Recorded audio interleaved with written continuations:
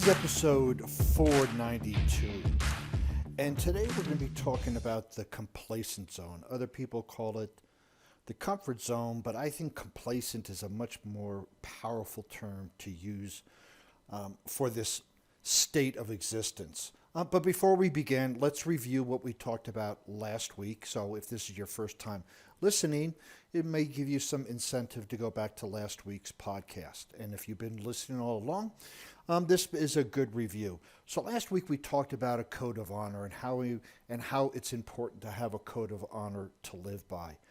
And the first step is to take a closer look at your life. Whom do you believe yourself to be? And you get this by either self-reflection or asking for friends and families to provide input as to who they think you are. The second step is to put thought into what you believe. What do you believe about life? What life is blank.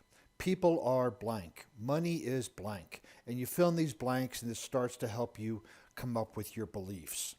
And then the next step is, how do you relate to people? Do you relate to them? Are you introvert, extrovert? Do you push them off? Do you hold them back? How do you relate to people? And then the next step is where you question why you believe what you believe.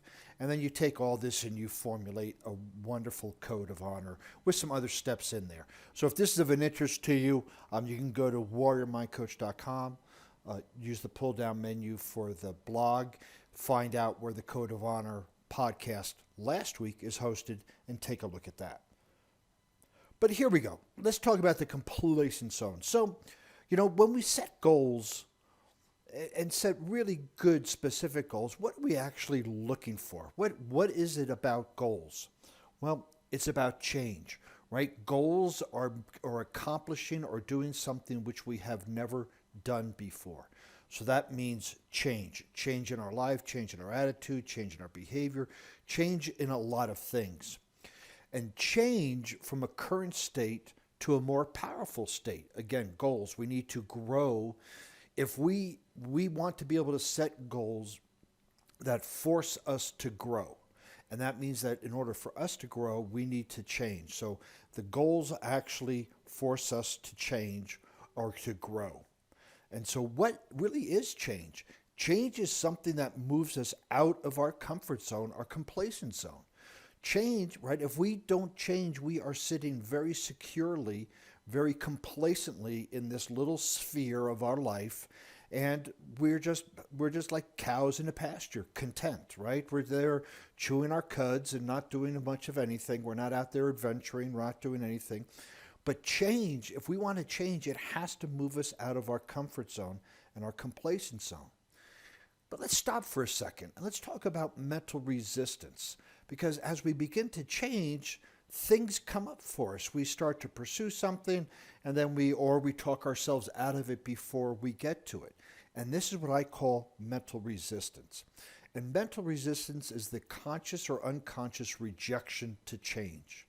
Because this is the inherent problem with goal setting, is how it relates to how the brain works, is because we really don't like change. The ego doesn't like change. It likes things safe. It's saying, hey, you're alive so far. You've done things great. Just leave it around. So mental resistance is that phenomena that happens when we start to think about setting a goal and start to thinking about changing to accomplish that goal. Recent neuroscience also shows the brain works in a protective way. This goes back to when we were hunters and gatherers. We would go into the forest and we'd walk a certain path, and we knew if we walked this path we wouldn't be attacked, so we didn't walk the path. We didn't change. We didn't take a new path because the old path provided us with safety and assurances of we'll get some food. So this is the survival mechanism in our brain. And it even works today, even as simple as if we want to lose weight, we want to gain weight, we want to make more money. It's change. It's something different than the way the brain has been thinking. And so when we set goals, we have to be prepared to work through this mental resistance. And so therefore, any goals that require substantial behavior change or thinking pattern will automatically be resisted. our conscious mind will go, man, this is great. Let's get excited. I'm going to lose this weight. I'm going to gain this weight. I'm going to climb this mountain. I'm going to make this much money. But it automatically gets resisted by our unconscious mind, this survival mechanism, because our unconscious and even part of our ego does not want to change. So it's automatically going to be resisted. So we need to be aware of that. If you're not meeting any resistance, the goal that you set is not really a goal. It's something that you've already done before, right? Goals have to be something you have never done before. And if it's something that, let's just say you weighed 200 pounds 5 years ago, and you're now 300 and you want to get back down to 200, that's really not a true goal because you've done it before. So maybe 200 at a certain percent body fat would be a goal. And I'm using this just as an example.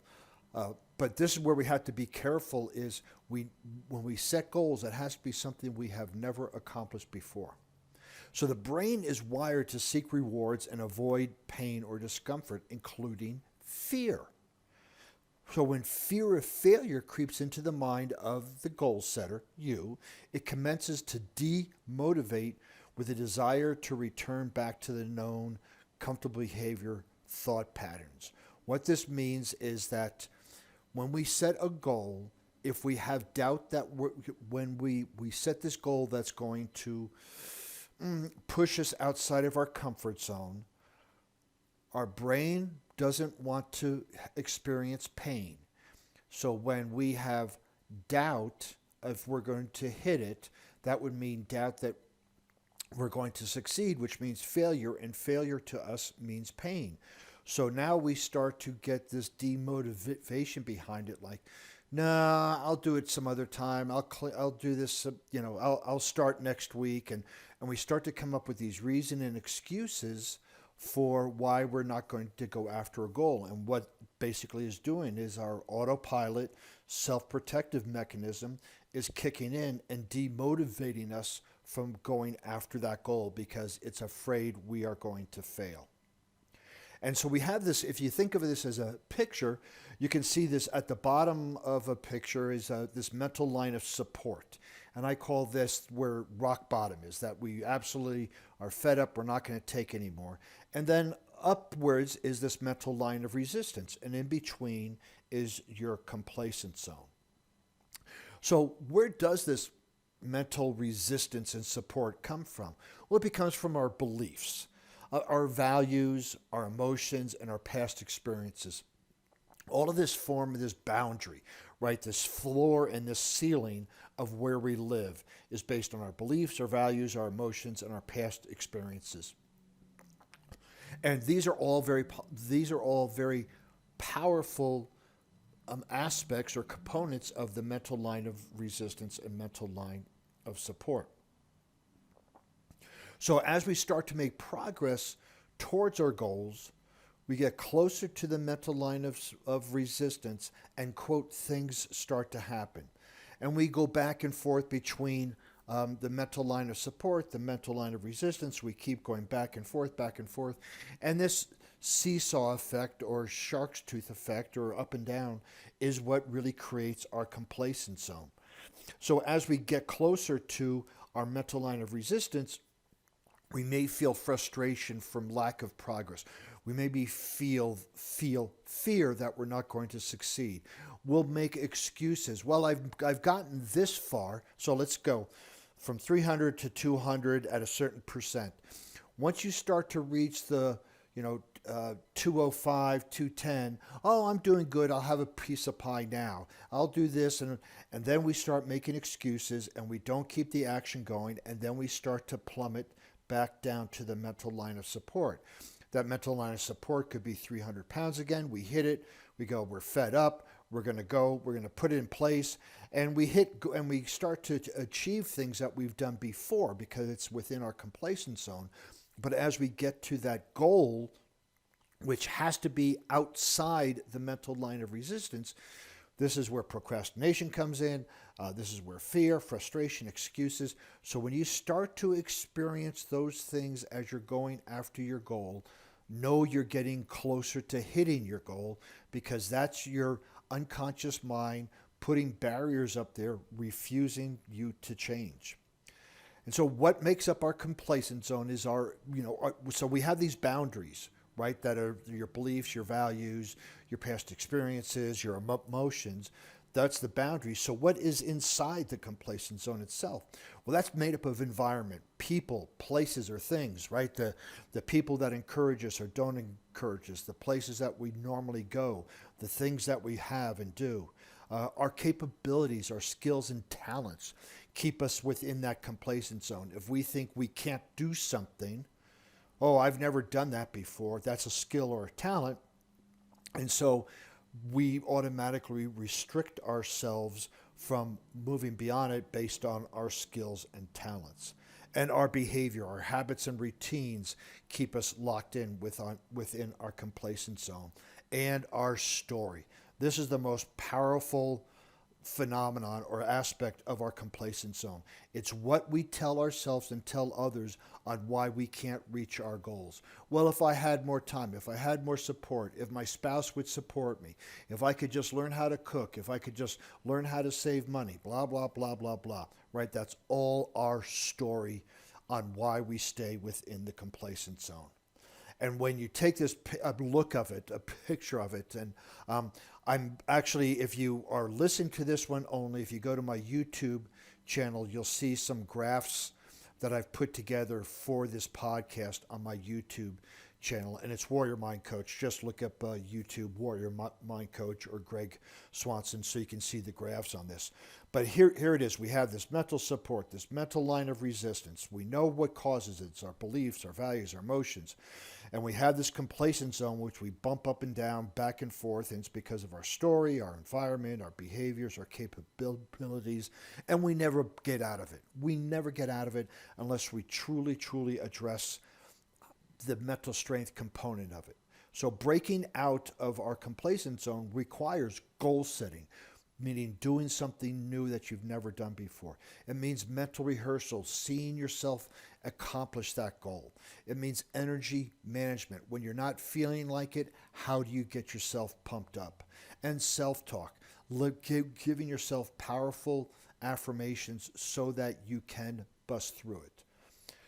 And when you're able to apply the mental strength to this, you will be part of the 1% of peak performance zone. So within the mental support and mental resistance is 99% of your normal performance. There's complacent zone, performance zone, high performance zone, but your peak performance zone is outside that mental line of resistance, and that's where I want all of you to play. So I hope that was informing. Again, if you're listening to this only, please bump over to my YouTube channel. There are some excellent graphs on there. If you're watching this on IGTV or YouTube, great. You've seen the graphs for it. And next time we will discuss, I'm not too sure yet. I will give it some thought and see what comes up with my clients. But in the meantime, please visit warriormindcoach.com. Use the pull-down menu to find the blog, to find this blog, to find the show notes, to find the podcast. There's a whole bunch of great other things there on the site. And again, please follow me on LinkedIn, Facebook, Instagram, Pinterest, and even just follow me wherever you would like to. And I'm underneath the moniker of Warrior Mind Coach.